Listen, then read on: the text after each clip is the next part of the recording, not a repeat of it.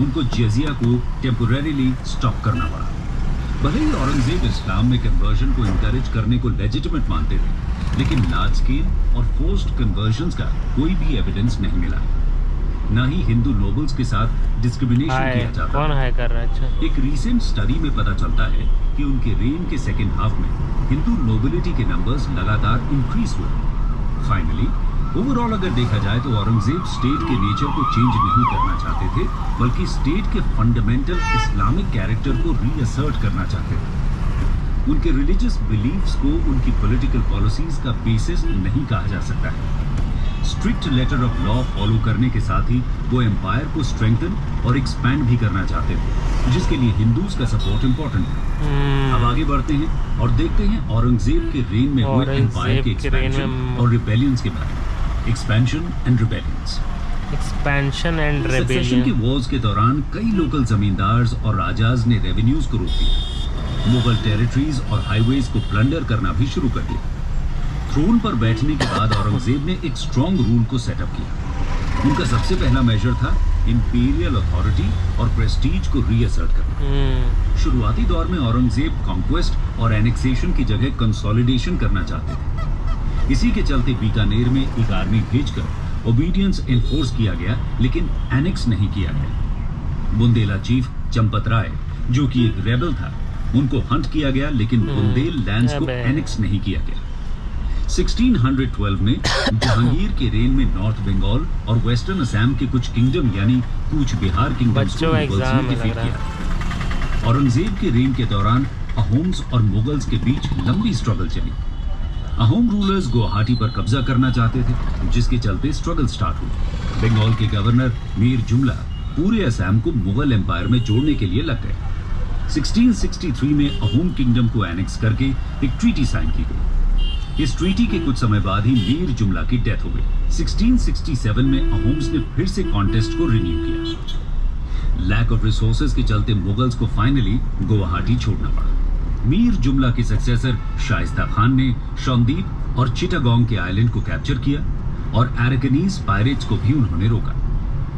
इसके चलते ट्रेड और कॉमर्स एनहांस हुआ। आइए अब कुछ रिबेलियंस पर नजर डालते हैं। आगरा दिल्ली रीजन के जाट्स सबसे पहला ग्रुप था जिन्होंने रिबेलियन किया। 1669 में एक लोकल जमींदार गोकला की लीडरशिप में रिवोल्ट हुई। औरंगजेब ने पर्सनली मार्च करके रिवोल्ट को रोका और गोकला को एग्जीक्यूट करवा दिया।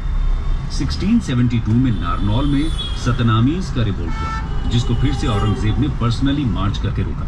1685 में जाट्स की सेकेंड अपराइजिंग हुई, पहले राजा राम की लीडरशिप में और फिर 1691 में उसके सक्सेसर चूरामन की लीडरशिप में। इसको भी सक्सेसफुली रोक दिया गया। 1675 में औरंगजेब ने 9th सिख गुरु तेग बहादुर को बिहेड करवा दिया। इसके बाद सिख कम्युनिटी ने रिबेलियन कर दिया। Sikh movement gradually military brotherhood में कन्वर्ट हो गया और 1699 में उनके सक्सेसर गुरु गोविंद सिंह ने खालसा यानी मिलिट्री ब्रदरहुड को सेटअप किया। नॉर्थ वेस्ट में अफगान से भी लगातार कॉन्फ्लिक्ट्स चलते रहे, जो कि कोई नई बात नहीं थी। 1667 में पठान्स और 1672 में अफरीदीज ने रिबेलियन किया, जिनको कई हार्ड फॉट बैटल्स के बाद स्टॉप किया गया। फाइनली 1674 में खुद पेशावर जाकर अफगान यूनाइटेड फ्रंट को तोड़ा और पीस को एस्टैब्लिश किया। औरंगजेब की राजपूत पॉलिसी प्रीडिसेसर्स के कंपैरिजन में कुछ अलग रही। पहले के रूलर्स की तरह ही औरंगजेब भी राजपूत के अलायंस को ग्रेटली वैल्यू करते रहे। 1678 में मारवाड़ के रूलर जसवंत सिंह की डेथ हो गई, जो मुगल्स के लॉयल थे। उनकी डेथ के बाद कुछ अनहैप्पी राजपूत्स ने डिस्टर्बेंस क्रिएट करना चाहा। राठौर्स के रेजिस्टेंस के डर से औरंगजेब ने लॉ एंड ऑर्डर मेंटेन करने के लिए स्ट्रॉन्ग आर्मी मारवाड़ भेजी।